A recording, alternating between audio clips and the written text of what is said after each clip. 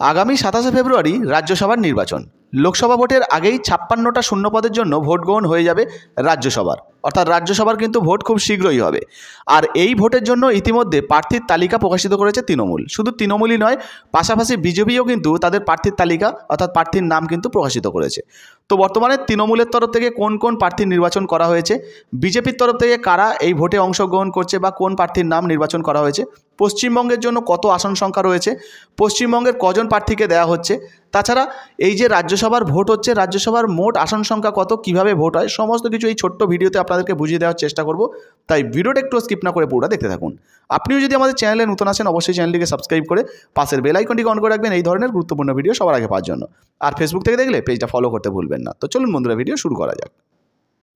তো আগামী 27শে ফেব্রুয়ারি রাজ্যসভার ভোট রয়েছে, যার জন্য ইতিমধ্যে তৃণমূল সরকারের তরফ থেকে প্রার্থী নির্বাচন করা হয়েছে, প্রার্থীর তালিকা প্রকাশিত করা হয়েছে। শুধু তৃণমূল নয়, বিজেপির তরফ থেকেও কিন্তু প্রার্থী নির্বাচন করা হয়েছে।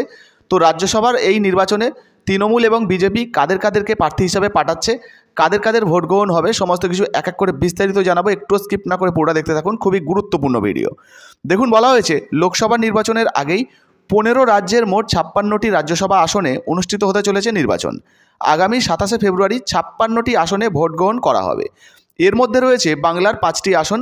পশ্চিমবঙ্গ বাদ দিয়েও আরও একাধিক রাজ্যগুলির রাজ্যসভা নির্বাচন হবে 27শে ফেব্রুয়ারি।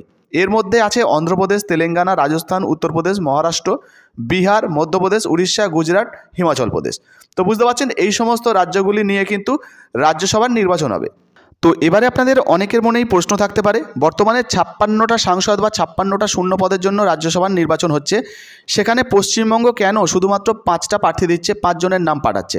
বিজেপি এবং তৃণমূলের থেকে শুধুমাত্র কেন 5 জনকে পাঠানো হচ্ছে? এক্ষেত্রে 56টাই আসনের জন্য 56টা প্রার্থী তো পশ্চিমবঙ্গ দিতে পারত। তো এক্ষেত্রে আপনাদেরকে জানাবো, রাজ্যসভার ভোট কিন্তু এইভাবে হয় না।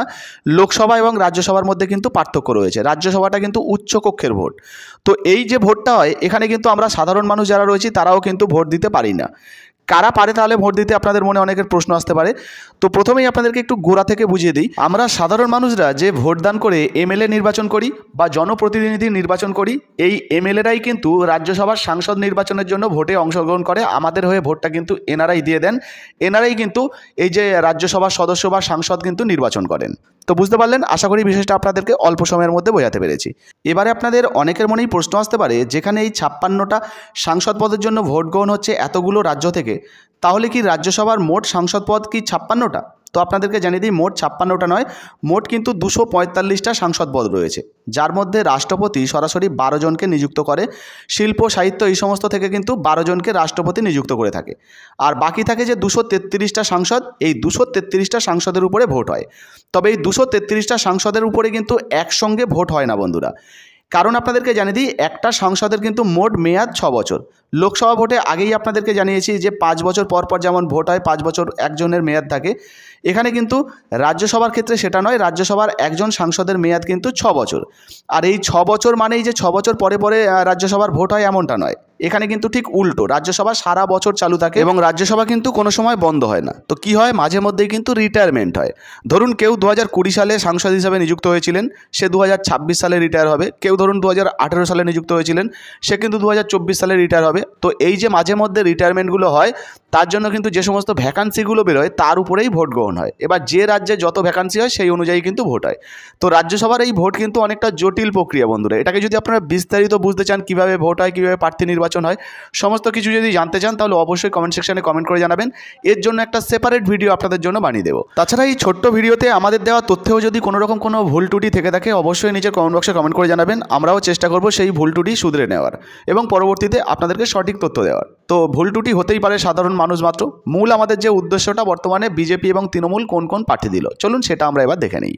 তো দেখতে পাচ্ছেন বন্ধুরা, আসন্ন রাজ্যসভার নির্বাচনে প্রার্থীর ঘোষণা করলো তৃণমূল কংগ্রেস, যেখানে রাজ্যসভায় তৃণমূলের প্রার্থীরা হলেন সাগরিকা ঘোষ, 1 নম্বর সাগরিকা ঘোষ, 2 নম্বর হচ্ছে সুস্মিতা দেব, 3 নম্বর হচ্ছে মোহাম্মদ নাদিমুল হক এবং 4 নম্বর হচ্ছে মমতাবালা ঠাকুর। তো বুঝতে পারলেন, এই 4 জনকে কিন্তু প্রার্থী হিসাবে নির্বাচন করা হয়েছে তৃণমূল সরকারের তরফ থেকে। আবারও দেখুন, সাগরিকা ঘোষ, সুস্মিতা দেব, মোহাম্মদ নাদিমুল হক এবং মমতাবালা ঠাকুর। এবার চলুন বিজেপির তরফ থেকে কাকে প্রার্থী হিসেবে নির্বাচন করা হয়েছে সেটা আপনাদেরকে দেখাই।